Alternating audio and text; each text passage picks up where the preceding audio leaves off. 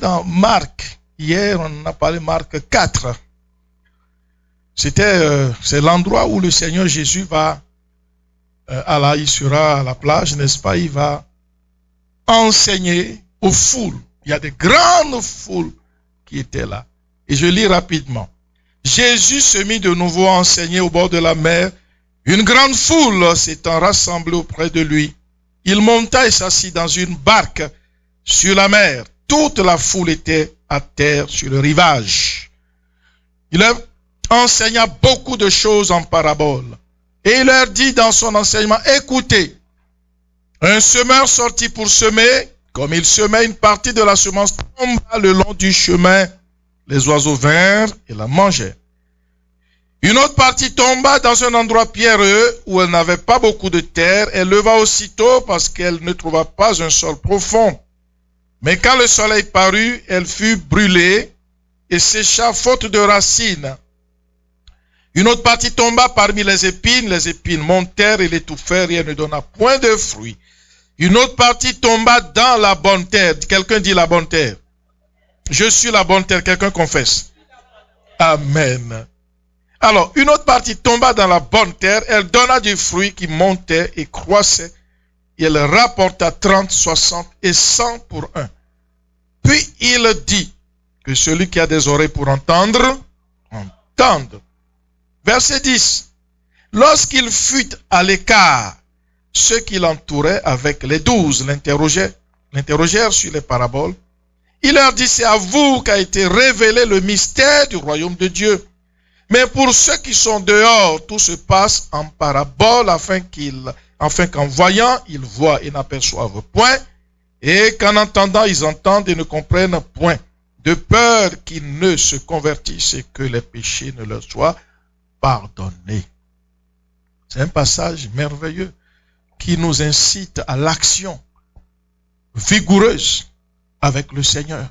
La marche avec Dieu doit être une marche d'engagement, une marche de mouvement. Regardez ce qui se passe ici. Alors Jésus se trouve au bord de la mer. Une grande foule s'est rassemblée. On en a parlé il y a cela 1 mois et demi, je crois, quelque chose comme ça. Alors, une grande foule s'assemble auprès de lui.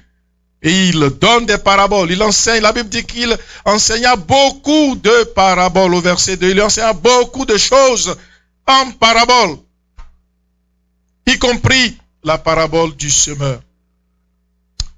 Mais nous allons voir que si on n'est pas engagé, on ne pourra pas gagner avec Dieu.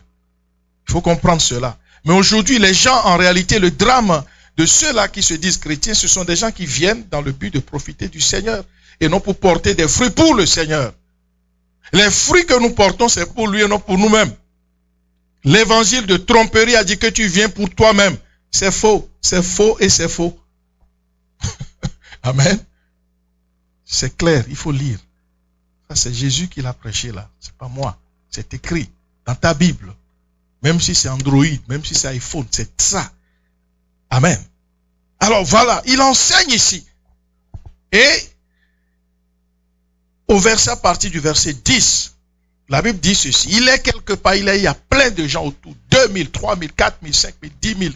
Quel est le nombre que vous voulez? Dites. Voilà. Il a la mer, il enseigne, mais en parabole. Parabole, c'est des paroles imagées. Donc c'est imagé, tu comprends ce que tu peux. Et tu t'en vas. D'accord? Tu ne comprends pas tout nécessairement. Amen, amen. Que celui qui a des oreilles pour entendre, c'est ce qu'il va dire. Il va dire, voilà, je vous ai prêché en parabole, c'est tout. Allez-y. Si tu as compris, si tu as compris, tu n'as pas compris, c'est ton problème. Le Seigneur, écoutez-moi bien. Le Seigneur, là, sa parole est prêchée en guise de témoignage. C'est ce que la Bible dit. Après viendra la fin. Ok? Mais les gens pensent que non, Dieu veut, il veut nous forcer à le suivre. Dieu ne veut forcer personne à le suivre. Jamais de la vie. Alléluia. Beaucoup de gens pensent que quand il vient à l'église, c'est pour le pasteur sera content. Non, tu viens, c'est pour toi, c'est pas pour moi. Pas pour moi. Tu viens pour toi-même, pour ta propre vie. Tu viens, tu viens pas. Correct. Amen. Chacun court pour sa propre vie. Tu cours pas pour moi, tu cours pour toi-même. pour le savoir. Je dis tue. Coupe pour toi-même. Et chacun coupe pour lui-même, pour sa propre vie. Alors Jésus va dire au verset 9, après avoir prêché, en parabole, il dit que celui qui a des oreilles pour entendre, et il quitte, il décolle. Quitte là. Il s'en va. Il va où? Il va à l'écart. Il dit, j'ai fait ma part. En guise de témoignage. J'ai fait ma part. Qu'ils aient compris, qu'ils n'aient pas compris, c'est leur problème. Amen, amen. C'est ça la parole de Dieu. La justice de Dieu, elle est bonne, mais elle peut être tranchante. Elle peut être, en tout cas, Dieu juge comme Dieu. Il ne juge pas comme nous. Amen. Lucas a dit la fois passée que si nous, elle a raison, cette fille, elle connaîtrait beaucoup de choses. Toute jeune comme ça, elle suit. Que le Seigneur la bénisse. Est-ce qu'on peut acclamer le Seigneur pour Lucas? Bravo. Bravo, Lucas. Alors, Lucas qui nous dit ceci, vous savez pourquoi les gens niaisent avec Dieu? Parce qu'ils considèrent Dieu comme leur ami. Mais c'est à tort. Dieu n'est pas ton cousin, il n'est pas ton ami, il n'est pas ton oncle, il n'est pas... On ne sait pas. Il faut qu'on aille voir qui est Dieu. On ne connaît pas Dieu au fait. Si on a la chose de Dieu, on allait le craindre. La crainte de l'Éternel est le commencement de la sagesse. Amen. Dieu est, oui, un ami, donc on ne le craint pas. Bon, c'est correct, un ami, on tapote le dos. C'est pas ça. Ce n'est pas ça. Ce n'est pas ça. Ça, c'est un faux évangile, erroné, trompeur et diabolique, qui veut qu'on ramène Dieu à rien, et puis qu'on se comporte comme on se comporte avec les amis, avec celui qui nous a loué notre maison ou notre téléphone. C'est correct si je ne paye pas. C'est pas comme ça avec Dieu. Amen. Elle avait raison en disant ça. Je dis, elle nous a éclairé. Il dit, oh, waouh. Les jeunes sont à côté, mais Dieu leur révèle beaucoup de choses sur la réalité. Amen. Entre-temps, vous allez un peu chez les musulmans et ils ne jouent pas avec leur Dieu. Ils ne jouent pas. Ils disent, pour les musulmans, Dieu n'est pas un ami, attention. Hein. Et ils sont stricts avec Dieu aussi. Alléluia. Ils sont stricts avec Dieu. Mais nous, on a rabaissé l'évangile par terre avec un faux évangile et ça fait que patauge dans la boue. Alors, revenons à la parole. Jésus, verset 10, lorsqu'il fut à l'écart, n'est-ce pas? Il a décollé de cet endroit où il était. Il a quitté. Ils étaient combien? 4, 5 000, j'en sais rien. 1000, je ne sais pas. Il quitte. Il quitte là. Il dit que celui qui a des oreilles pour entendre, point final. Allez, je m'en vais. Il quitte. Il va sur Jean Talon. Va vers le métropolitain. Carrément. Décolle de là. Il était ici. Il va. Et puis la Bible dit, ça c'est merveilleux. Lorsqu'il fut à l'écart, n'est-ce pas? Ceux qui l'entouraient avec les 12. Quand il s'en va, qu'il l'accompagne, les disciples. Ils se disent, ok, notre maître s'en va. Nous aussi, on décolle. On décampe, on y va. Ils ont levé le camp, allez, ils s'en vont. Ils s'en vont. Ils s'en vont. Mais ce n'était pas juste les disciples. Il y a des gens qui entouraient Jésus. Donc il y avait des gens qui étaient dans la foule. Cette affaire-là, ça m'attire. Je dois comprendre plus. Je veux savoir quelque chose de plus. Amen, amen. Je veux aller au fond de l'affaire. Je veux entendre. Je veux maintenant entendre. L'oreille n'a pas encore entendu. Moi, j'ai une oreille pour entendre. Je vais suivre le Seigneur. Amen. C'est ça, ça s'appelle l'engagement. C'est ça, l'engagement. Il faut être engagé. Tu ne peux pas être dans l'église, là, bon, je suis dedans pour chercher ma bénédiction. Non. Un engagement pour le Maître. Pour le Seigneur. Combien de gens savent qu'ils sont dans la maison de Dieu? Leur vie, pour confier leur vie à Dieu, pour porter des fruits pour Dieu, pas pour nous-mêmes. La plupart des gens sont là pour des bénédictions, pour ceci, cela, c'est bien. Dieu peut te bénir, on l'a vu X à 1000 reprises, mais c'est pas le but principal. Dieu nous a déjà bénis de toutes les bénédictions dans les lieux célestes. Nous sommes déjà bénis. Alors c'est un faux problème. Problème complètement faux et trompeur et diabolique. De croire que nous ne sommes pas bénis, alors il faut que Dieu maintenant nous bénisse. Non, il nous a déjà bénis dans les lieux célestes en Christ. de toutes sortes de bénédictions. Voilà pourquoi il nous donne au-delà de ce que nous pensons et au-delà de ce que nous demandons. Parce qu'il connaît tes besoins mieux que toi-même. Il connaît tout. Il connaît tout. Mais Jacques dira que nous demandons mal dans le but de satisfaire des passions. Voilà pourquoi Dieu n'est plus concerné par des demandes passionnelles, des demandes orgueilleuses, égoïstes. Pour ça. Dieu n'est pas dans l'égoïsme, dans l'orgueil. Amen. Il n'est pas dedans. Il n'est pas là. L'humilité précède la gloire. Alléluia. Alors ici, Jésus décolle, il s'en va. Il y a une poignée de gens qui vont le suivre. Les disciples sont avec lui. Automatiquement, les disciples, ok, allez, nous on y va. Mais il y a d'autres personnes, ceux qui l'entouraient, combien sont-ils? 100, 300, 400, Dieu seul sait. Amen. Ceux-là se sont détachés de la foule et se sont engagés. Disent, non, Seigneur, nous venons avec toi. Nous avons besoin d'entendre quelque chose. Si tu crois que la parole de Dieu, c'est juste quelque chose que tu vas entendre comme ça et puis voilà, ok, c'est correct, et puis comme ça, là. On est en train de se tromper, hein. Attention. Il faut aller chercher la parole en profondeur. Voilà pourquoi Dieu dit à Josué que ce livre de la loi ne s'éloigne point de ta bouche. Tu y méditeras jour et nuit. Il y a plein de choses, beaucoup de choses que nous, il dit bien, nous ne connaissons pas, que nous ne comprenons pas, dont nous n'avons même pas effleuré. Notre intelligence n'a pas été effleurée du tout avec ça. Ça prend un engagement très sérieux vis-à-vis de la parole. Alléluia.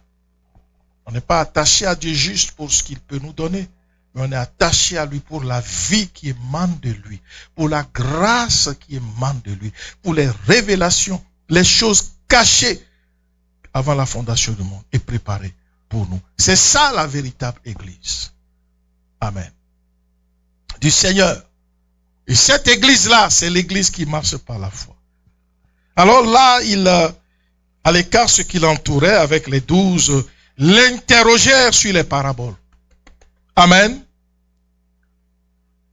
Quand il est parti, alors des gens se sont, comme je l'ai dit tantôt, ils se sont détachés de la foule. Une personne qui était à Beaubien dit non, moi je quitte. Cette parole est très bonne. Il s'est détaché, il est venu. L'autre qui était sur l'autre rue là-bas, la Marquette aussi, est venu. L'autre sur, je ne sais pas quelle rue là, venu. Ok. Ils sont à peu près 100. Ils ont dit, ok, on a suivi Jésus. Ils ont vu, il part déjà. Il s'est faufilé, il est parti. Ils l'ont suivi. Et ceux-là vont l'interroger sur les paraboles. Ça veut dire quoi? Ils ont fait des efforts de recherche. Amen, amen. C'est important, hein? Ça c'est ce que Jésus lui-même a fait. C'est pas un apôtre là, c'est pas l'apôtre Paul qui fait ça, c'est pas Jean, c'est pas Pierre, c'est pas Matthieu, c'est Jésus lui-même qui nous montre. D'accord? Nous voyons au travers des actions de Jésus, nous voyons la nature de Dieu. Amen. Jésus est venu révéler la nature du Père. Et nous comprenons que le Père ne raisonne pas comme nous raisonnons. Non. La corruption ne fait pas partie du raisonnement de notre Seigneur. Il n'a pas de parti pris. Il a juste ses principes qu'il met en pratique. Point à la ligne. Amen. Donc ces gens-là vont poser beaucoup de questions. Hein?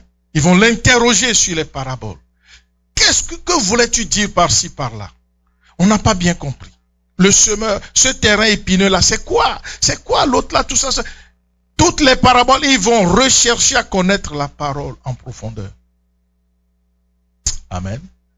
Tantôt, Jésus leur avait dit que celui qui a des oreilles pour entendre, entende. Eux, ils avaient des oreilles. Et ils sont venus maintenant pour entendre. Ils ont dit non, ce qu'on a entendu là-bas, c'est pas clair. Voilà pourquoi nous devons chercher à méditer la parole. Comme les disciples de Bérée, l'église naissante, ils notaient les Écritures, n'est-ce pas? l'église primitive, ils notaient les Écritures. Ils les examinaient pour s'assurer que non, cette parole vient effectivement de Dieu. Il faut cette curiosité-là. L'église n'est pas juste un endroit où on vient s'asseoir et puis c'est correct, j'ai fait mon devoir et puis je vais à la maison et puis c'est correct, mon paradis est clair. Non, c'est pas comme ça. Amen. Maintenant, toute cette foule qui avait suivi Jésus là, ceux qui l'ont entouré avec les 12, ceux-là ont eu, comment dirais-je, de la substance. Ils ont reçu ce qu'ils devaient recevoir. Ils ont compris des choses que les autres n'ont pas comprises. Et Jésus va dire quelque chose plus loin. Il leur dit au verset 11, c'est à vous qu'a été révélé le mystère du royaume de Dieu. Amen. Un mystère, c'est caché. La parole de Dieu est cachée, s'il vous plaît. Le royaume de Dieu est un mystère. Ce n'est pas à la portée de tout le monde. Si les gens nous trompent sur Facebook, sur Internet, venez recevoir l'onction, alléluia, la gloire, la bénédiction, c'est faux. Jésus lui-même qui a versé son sang, voilà ce qu'il déclare. Okay? Le royaume de Dieu est un mystère. Et c'est à vous que cela a été révélé. À qui? À ceux-là qui se sont engagés, qui se sont détachés de la foule. Pose-toi la question, tu es où dans tout ça? Vois un peu le schéma. Tu es derrière là-bas vers, je ne sais pas quelle rue là, vers Sherbrooke. Alors que le Seigneur est au métropolitain. Où est-ce que nous sommes? D'accord? Dans cette foule, il y avait des hommes d'affaires, des business. Ah, nous, on n'a pas le temps. Ah, Jésus, qu'est-ce qu'il disait? Ah bon? Ah, laisse-moi, moi, je dois aller signer des contrats. C'est bien beau. Amen.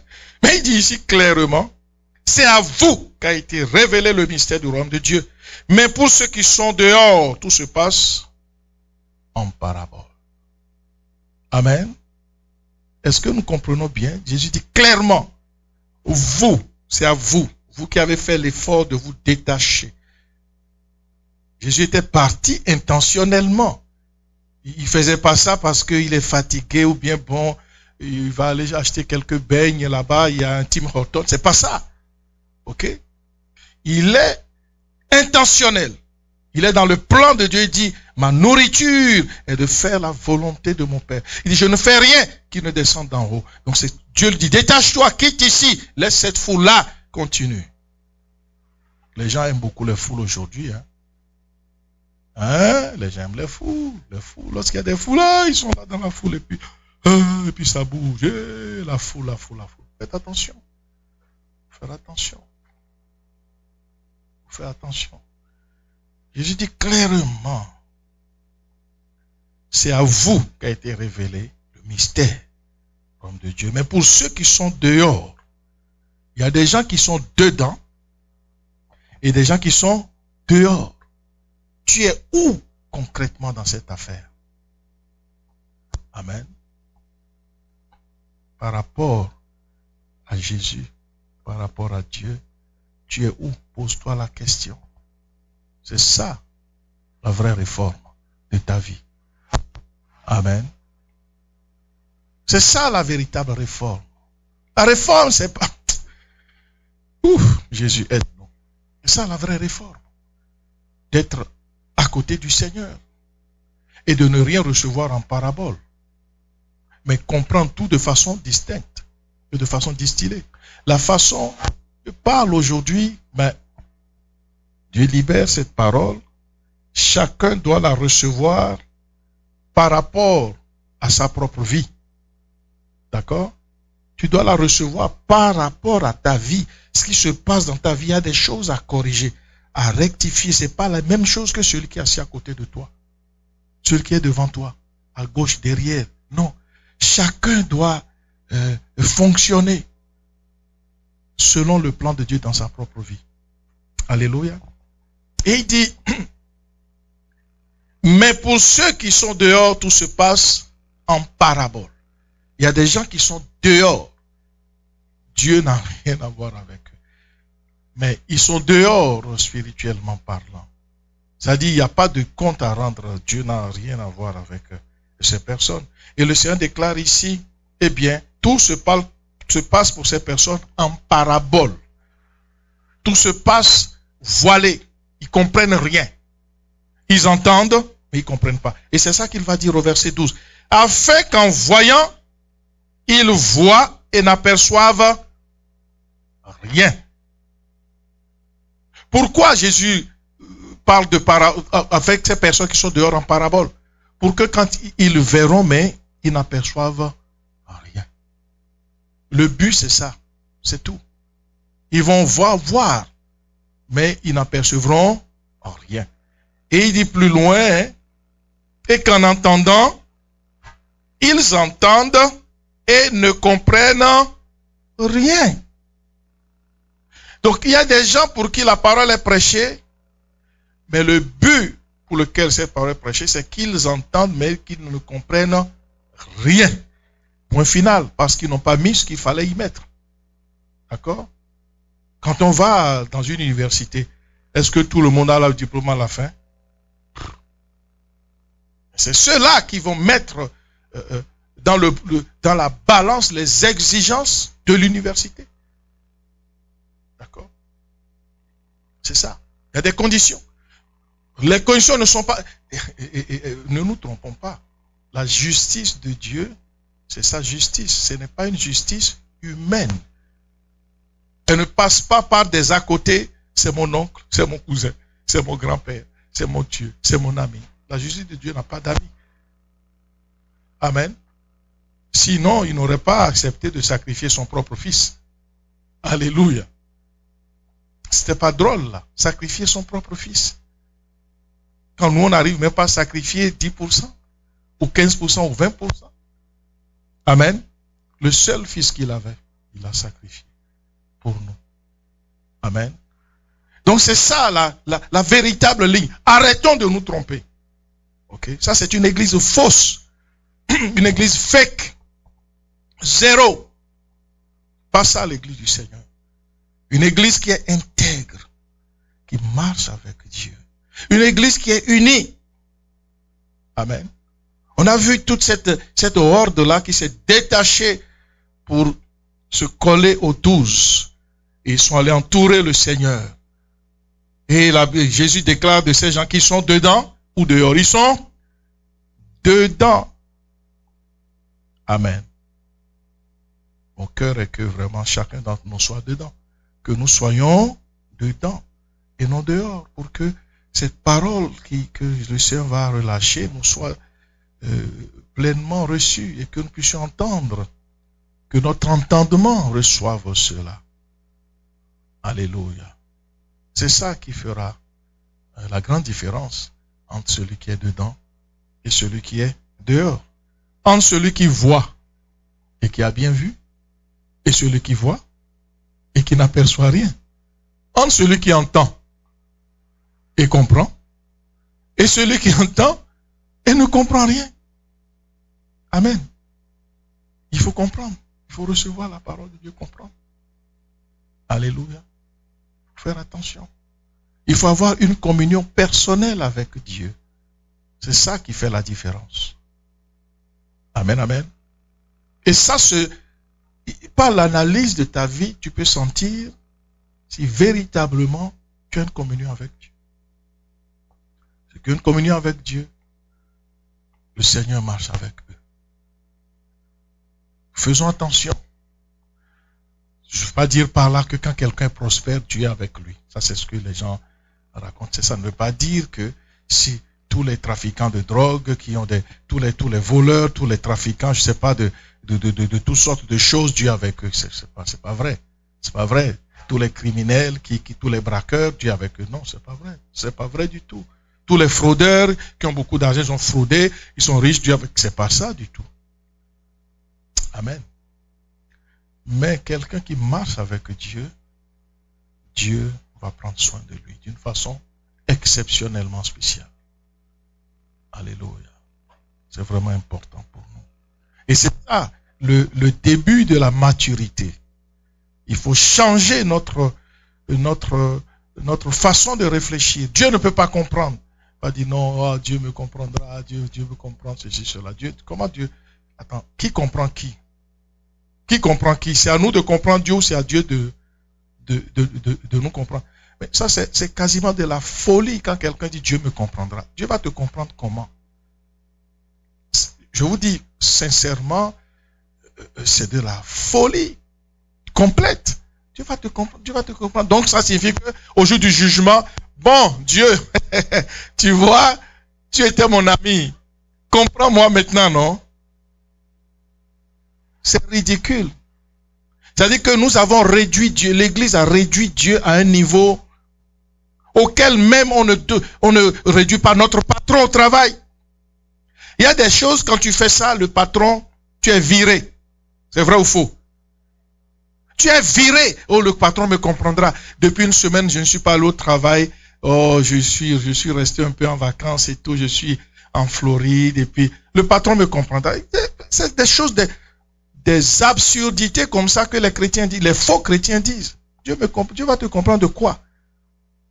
Dieu ne comprend que ses principes. Amen. Ça, c'est rabaisser Dieu à une fourmi. Je ne sais pas d'où ça nous vient, d'où ce raisonnement-là, ça sort d'où? Du diable. Comment Dieu va me comprendre? C'est à moi de me comprendre ou c'est à lui de me comprendre? Donc, ce que nous voulons en réalité, c'est convertir Dieu à la corruption. Je suis corrompu, Dieu va me comprendre. Dieu, fais comme moi, non? Tu sais, on est des amis. Hein? On est des amis. On veut corrompre Dieu. Ça ne marche pas. Amen. Dieu ne se laissera corrompre par personne. Au ciel, quand le diable a corrompu le tiers des anges, il les a chassés. N'est-ce pas? Comment Dieu peut-il même admettre dans son ciel quelqu'un qui a une pensée comme ça? C'est impossible. Il faudrait que nos pensées soient purifiées complètement. Voilà pourquoi autour du trône, il y a un feu dévorant pour filtrer toutes les impuretés. Tu ne peux pas aller devant Dieu avec tes impuretés, les manigances. Écoute, c'est pas possible. Amen.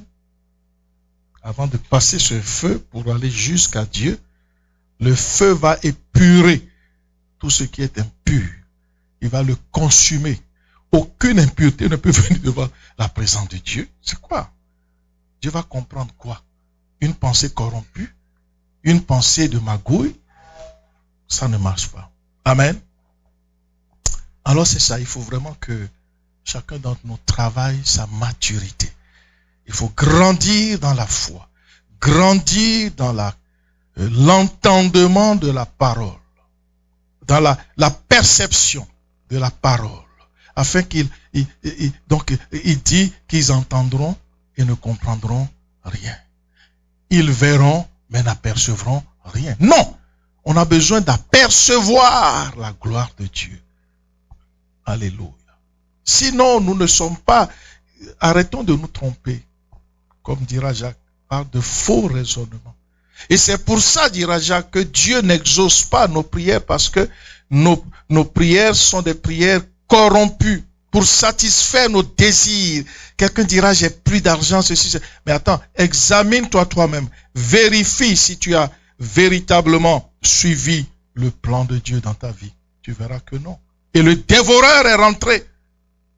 Quand le dévoreur vient, qu'est-ce qu'il fait? Il dévore. Quand il dévore, je ne comprends pas. C'est normal. Parce que quand le dévoreur vient, il fait ses œuvres à lui, qui ne sont pas les œuvres du Seigneur. Alléluia. Et le dévoreur vient, il a le droit, Dieu ne peut même pas le menacer. Mais Dieu déclare que si nous sommes fidèles dans ses voies, pour nous, il menacera celui qui dévore. C'est clair. Donc si le dévoreur a menacé ta vie, si le dévoreur est venu dévorer des choses dans ta vie, c'est que tu lui as ouvert les portes. Il a dévoré, point à la ligne. Alléluia. Nous allons prier vraiment pour notre Église, la plénitude, parce que il faut que nous entrions dans la réforme. Ça fait 2 ans qu'on est dans la réforme Mais il y a juste une poignée qui est dans la réforme. Nous voulons une église réformée. Une église où nos cœurs appartiennent à Dieu. Amen. Une église où nous sommes unis dans la foi. Où lorsque quelqu'un a un trouble, nous prions et la personne est touchée et délivrée. Parce que Dieu aime lorsque vraiment nous sommes unis dans sa parole. Alléluia. On me dit récemment, vous savez, il y a un serviteur de Dieu, voilà, qui a telle maladie, tout ça. J'ai dit, mais c'est pas possible. Ce n'est pas possible. Dans une ville comme Montréal, comment on ne peut pas être unis? N'est-ce pas? On décolle là-bas, on impose les mains, la maladie doit courir et partir. Mais les cœurs sont impurs. Les cœurs, il n'y a aucune intégrité dans les cœurs. Les gens travaillent pour leur propre gloire. Mais la Bible est claire que rien nous n'emporterons. Nul n'emportera quoi que ce soit de cette terre. Nul nous sommes venus sur la terre et nul nous partirons. Amen. Il faut semer pour le royaume. Il faut apprendre l'intégrité. Alléluia. Nous pouvons par nous-mêmes l'apprendre. C'est vrai que parfois c'est dans la famille qu'on apprend aux enfants à marcher dans l'intégrité. Mais lorsque je laisse le Saint-Esprit venir dans ma vie, le Saint-Esprit, je ne suis pas intègre. J'ai vécu dans une société corrompue, où il n'y a que des voleurs. Tout le monde est voleur. De la tête jusqu'à la queue. Dans la rue, les policiers, tout le monde vole, tout le monde est voleur. Mais moi, je suis devenu un enfant de Dieu. N'est-ce pas? Seigneur, enlève cette vie, enlève ce poids de ma vie. Je refuse cela dans ma vie. Le Seigneur va nous délivrer. Le Seigneur va nous délivrer. Amen. Si notre prière est sincère. Seigneur, je ne peux pas marcher comme ça. Il y a des gens qui sont dans l'église depuis 40 ans, mais qui entendent, mais qui ne comprennent rien, qui voient, mais n'aperçoivent rien. Ce n'est pas possible. Ce virus qui est en train de circuler, on doit déjà comprendre ce qui est en train de se passer. Mais parfois, on n'aperçoit rien. On ne comprend pas dans cette ville depuis pourquoi les âmes dans ce pays ne sont pas gagnées. On n'aperçoit rien. Pourquoi l'église a des dettes? Ce n'est pas normal. Comment se fait-il que nous soyons dans une si belle salle et que personne n'en prenne soin, que tout dit Dieu pourvoira, à part quelques heures? Ce n'est pas normal. Nous voyons qu'il y a un aveuglement, soit volontaire, soit démoniaque. Il y a quelque chose qui se passe. Amen, amen. Je vous donne un témoignage. 7 gars zélés pour le Seigneur. Hein? Ils sont combien? 7. Ils ont acheté un bâtiment. Ils étaient 7 dans leur église. Je répète, ils sont combien? Ils ont acheté un bâtiment pour leur église. À 7. Alléluia. Ils l'ont acheté pour Dieu. D'accord? C'est important ça de comprendre ça. Pour des gens qui connaissent Dieu, qui sont déterminés à marcher avec le Seigneur. Alléluia. C'est ça la puissance de notre Seigneur. Lorsque vous croyez, vous pouvez faire des choses extraordinaires avec Dieu. Amen, amen. Je veux une église qui croit en Jésus-Christ, qui croit de tout son cœur que le Seigneur est vivant et que sa parole est la vérité. C'est ça notre travail, est d'avoir une église qui croit. Amen, amen. Je suis toujours intrigué lorsque je lis dans Jean 6. Et tu vois, Jésus va dire la vérité à ses disciples. Ils étaient 72. Et brusquement, 60 vont décoller. Ils vont dire, cette parole est dure. Cette parole est dure. La parole de Dieu n'est pas dure. Jésus va répondre, elle est esprit et vie. C'est parce qu'ils ont entendu sans rien comprendre. Alléluia. Amen. Nous allons prier. Mettons-nous debout, s'il vous plaît. Nous allons briser toute oppression de l'ennemi sur nos vies, sur notre famille, sur notre communauté. Amen. Merci Seigneur. Top départ en arrière, c'est parfait. Merci. Seigneur, nous bénissons ton nom et nous te louons, nous t'exaltons, nous te sanctifions, nous te glorifions. Nous te donnons tout l'honneur et toute la gloire. Seigneur Dieu, ce matin, nous venons à toi, nous venons, Seigneur Dieu, encore implorer ta grâce. Implore la grâce de Dieu dans ta vie. Implore la grâce de Dieu dans ta vie. Que Dieu te soutienne, que Dieu t'aide et que Dieu nous aide. Amen. Si tu dois demander pardon, demande pardon. Demande pardon. Demande pardon à Dieu. Dis Seigneur, aie pitié de moi, fais-moi grâce. J'ai vraiment besoin de toi. J'ai vraiment besoin de toi, Seigneur Dieu Tout-Puissant. Fais-moi grâce ce matin. J'ai besoin de toi. Fais-moi grâce. Tu connais tes blocages, tes manquements. Tu connais ta propre éducation. Tu connais ta propre histoire. Ton histoire, tu la connais bien. Tu peux demander à Dieu de te délivrer d'une histoire où il y a beaucoup de corruption, où il y a beaucoup de... où les gens t'ont tellement volé quelque part et tu crois que dans la maison de Dieu aussi on va te voler. Alléluia. Merci Seigneur notre Dieu. Fais-nous grâce afin que nous puissions